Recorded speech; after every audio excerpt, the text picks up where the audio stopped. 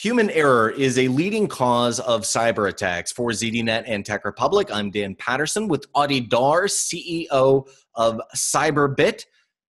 90% of critical infrastructure is currently unprotected. Audie, we also know that often after cyber attacks, like the one that happened at Equifax, there can be a long lag between detection and the breach.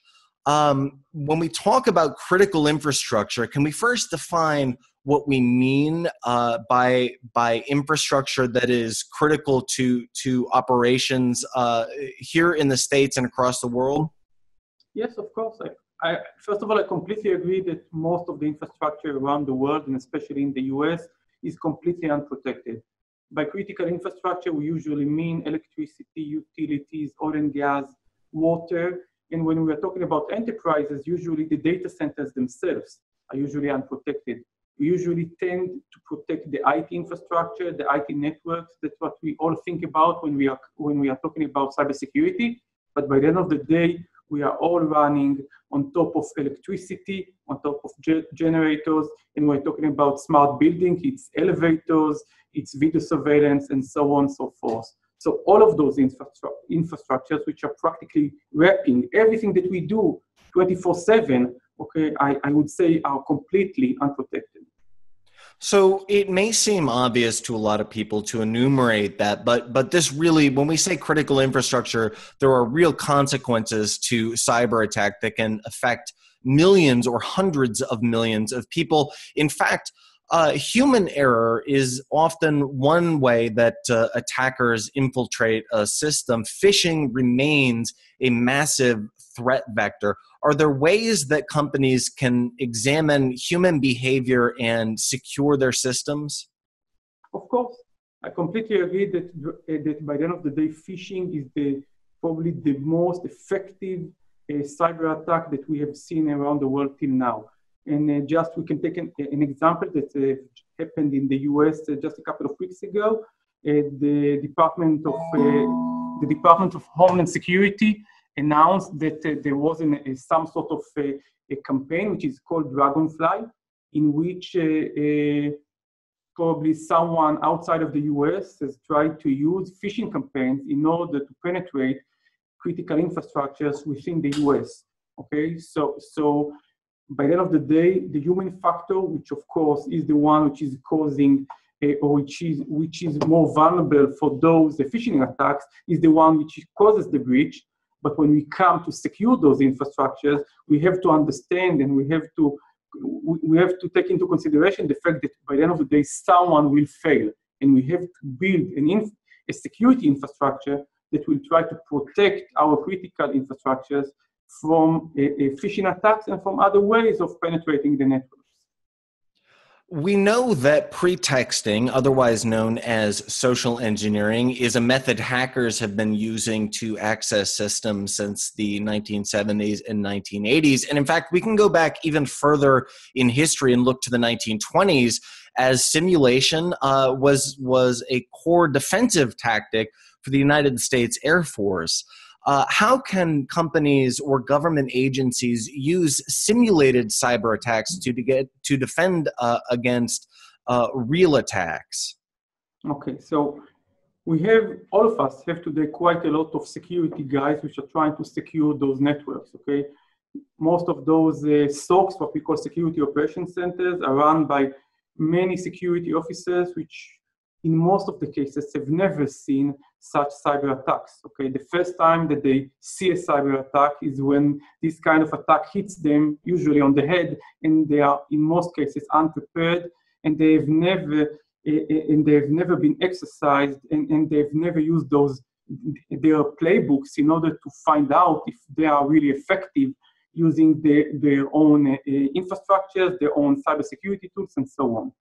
So when we come to prepare our enterprises against those cyber attacks, including the phishing attacks that you have mentioned before, we have to make sure that our entire system is prepared. And in order to do so, we have to, first of all, make sure that our SOC operators are ready and prepared. We have to make sure that our playbooks are effective and are ready to to be used in an effective manner against those specific attacks like ransomware, like those phishing attacks that you have just mentioned, and so on. And we have to make sure that the network itself and the security infrastructure that we have built for, in some cases, during many years of operation, this infrastructure is really effective against those dynamic threats that we see evolving around ourselves for many years. And the way to do it, and you rightfully mentioned that that's the way the Air Force does that, and many other government agencies are doing that, is to simulate, okay?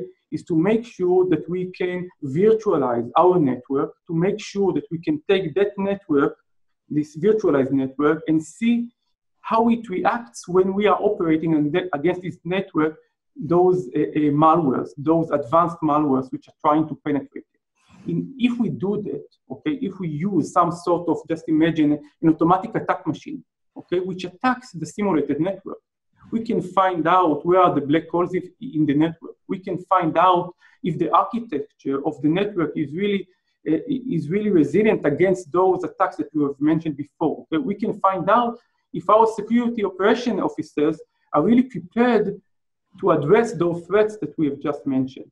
And all of that has to be done by simulation. There's no other way that we can prepare the entire organization, the entire infrastructure to meet those advanced threats. Audie Dor is the CEO of cybersecurity firm Cyberbit.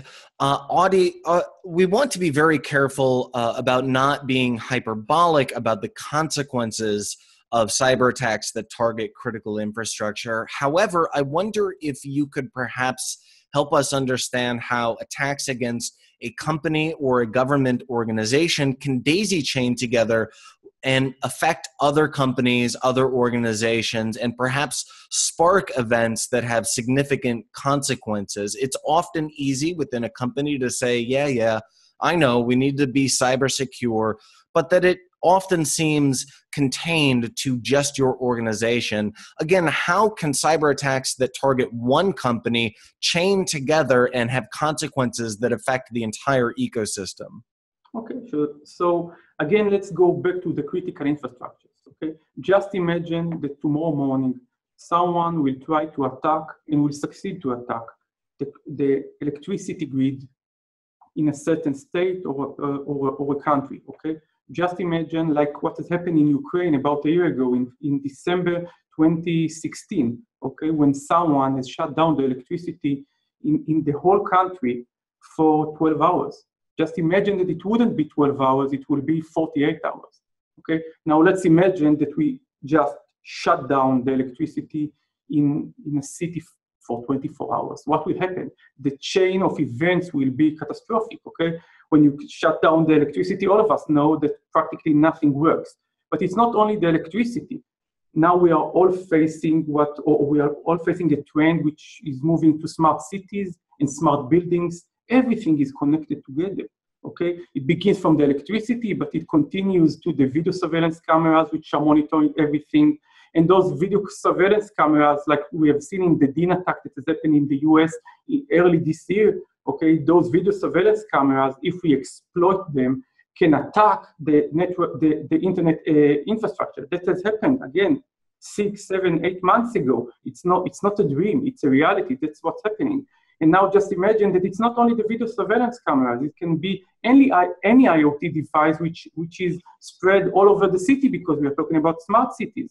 And these IoT devices attack the traffic lights, okay? And these traffic lights can be shut down, and then there's a mess in the center of the city.